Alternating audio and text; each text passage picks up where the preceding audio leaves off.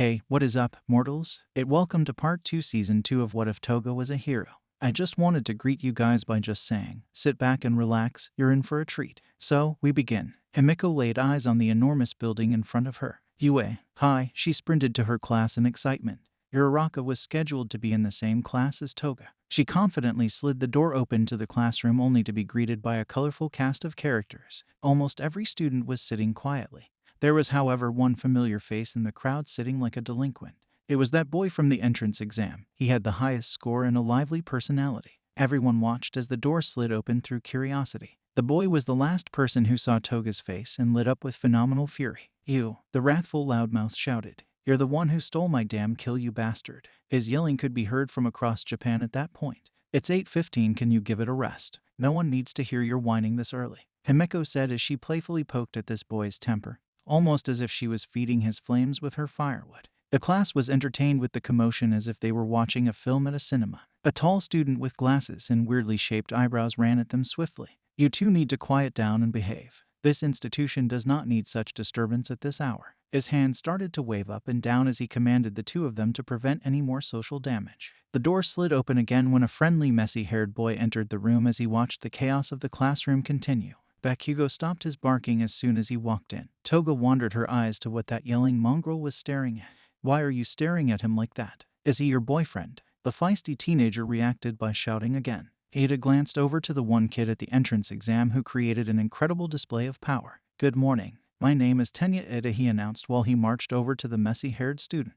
That kid looked familiar. He was the one guy she passed by while he spoke to Uraraka. Himiko did not understand why he got all the attention. She hated to admit it, but Bakugo should be getting some praise due to his performance. All that did not matter once another familiar face popped in behind the freckled-faced boy. Her face lit up like a Christmas tree when her best friend showed up. The morning was saved. "Uraraka," Toga hollered from the other side of the room. "I'm glad you made it, Himiko." Uraraka then noticed who was in front of her and gave a warm smile. "Hey, I recognize that messed up hair, falling boy." Himiko's ears raised when she heard her say falling boy. That's the guy who saved her best friend. Although it does not look like much, he did end up scoring some points in the exam, and also Uraraka apparently. The interaction continued with small exchanges of smiles and warm gestures. However, somehow the room began to tense up with insane pressure. Something dark and sinister was occurring, like an evil sealed off from the face of the world was unleashed by the devil himself. "If you're just here to make friends, then you can pack up your stuff now." The room was silent, and an ominous presence came from the sleeping bag on the floor. Himiko did not notice the sleeping bag when entering the classroom, almost as if it popped into existence.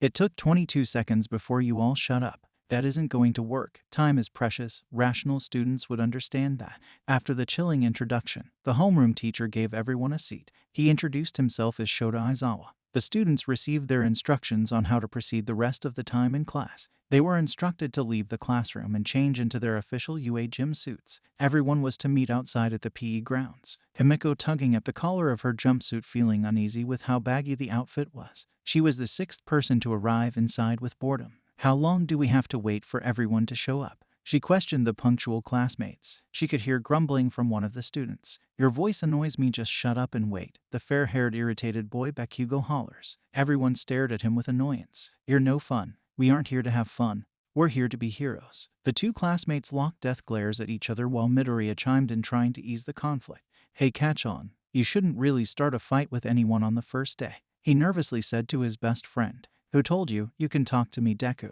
he shouted at his enemy. The rest of the class rallied up and Mr. Aizawa walked towards them with disinterest and purpose. Everyone were gonna be starting the quirk assessment test, so just before he could say any more information. "But what about orientation? We're going to miss it. If you really want to make the big leagues, we can't waste time on pointless ceremonies. Here at UA, we're not tethered to traditions. That means running my class the way I see fit." Everyone was shocked that they can't participate in the orientation. Yet Toga didn't really care. If anything, she was excited to skip a boring ritual that everyone has to sit down and listen to. "All of you have had to take standardized tests most of your lives, but you never got to use your quirks in physical exams before. The country is still pretending that we're all created equal by not letting those with the most power excel. It's not rational." "Bakugo, you had the most points in the entrance exam. What was the farthest distance throw with a softball in junior high?" 67 meters, I think. he replied. Right, try doing it with your quirk. Himiko was a bit excited to see how far her classmate can throw but still hopes he trips over himself at least. Young Bakugo steps up to the plate and holds the softball firmly in his hands. Surely she wants to see him fail and make a fool out of himself, but she still wants to see what he's got. He shows a devilishly demonic smile. Die, he shouted as his arm ejected the ball to the air and a colorfully destructive explosion shot out into the air, boosting the speed of the ball. His throw was erratic, wild, and filled with energy. Toga smiled watching such destruction for such a simplistic task. All of you need to know your maximum capabilities. It's the most rational way of figuring out your potential as a pro hero. The score read 705 meters. Everyone became enthusiastic, and Toga was ready to have a nice fun day and see how everyone's quirk works. This looks so much fun. Everyone agreed with her, but Aizawa was silent. He looked over to Midoriya. And then Toga. So this looks fun, huh? You have 3 years to become a hero. You think it's all gonna be games and playtime. His serious expression turned into a malicious one. Idiots. Today you will compete in 8 different tasks to gauge your potential. Whoever comes in last will be expelled immediately.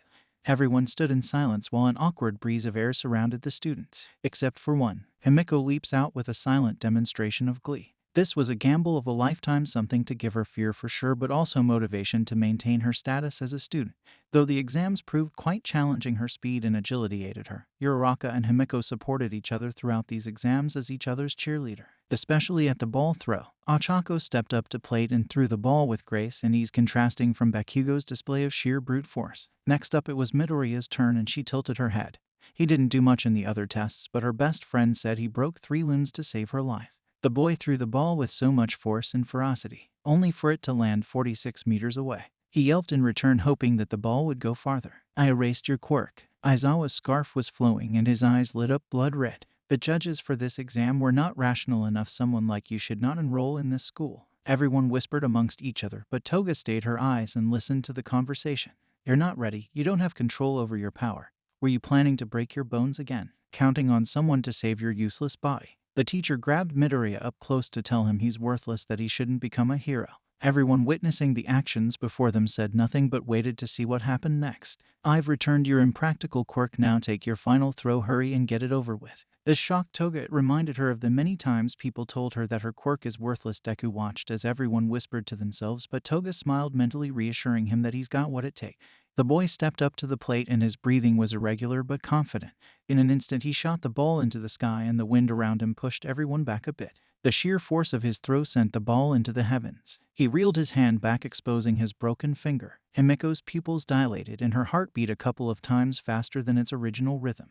Blood ran across his finger, but not much, only a faint slither, as his wound was great and bruised. She started to breathe heavily and her back started to get goosebumps. She never felt like this for anyone, but just seeing his damaged finger sent her to a wild and fantastical mental space. Her vision started to fade as she was about to faint. Luckily, she picked herself up and played it off as a minor heat stroke. Something about this boy made her feel something akin to passion. Himiko, are you okay? Uraraka asked. Yeah, I'm fine, I just feel tired, that's all. She felt so embarrassed and snapped out of her trance as quickly as possible. Hey, Deku, you bastard. Tell me how you did that or you're dead. He shouted as he started to charge for Deku. But in an instant a murderous intent rose in Himiko. In a flash she ran to Bakugo and snatched his arm with insane force. What the hell, get off me. Don't you touch him. Her eyes raised to meet his eyes and her grin looked frightening. If you so much as hurt him, I'll kill you. Everyone was confused but somewhat terrified of the event that transpired. Her grip was unusually strong but nothing to boast about. But she was ready to kill. Something awakened in her that would shatter her reputation in an instant if left unchecked.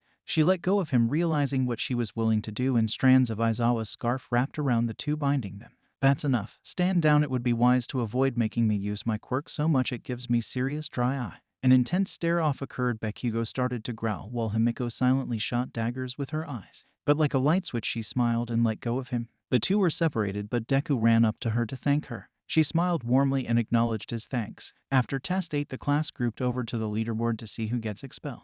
Himiko gleefully cried out in laughter as she was in 11th place. Not a high score, but she passed. Although Deku was still in 20th place, she witnessed the disappointment on his face and frowned with empathy. So I was lying, no one's going home. He gave off a childish smile like he pulled a big prank on his students. That was just a rational deception to make sure you gave it your all in your tests. Everyone was either shocked or relieved that it was all just a ploy to do better. Himiko couldn't stop herself from laughing. The looks on everyone's faces were priceless. Please excuse her. She's a very emotional person. Ochako tried to play off Toga's rude behavior. That's it, we're done for the day. Pick up a syllabus in the classroom, read it over before tomorrow morning.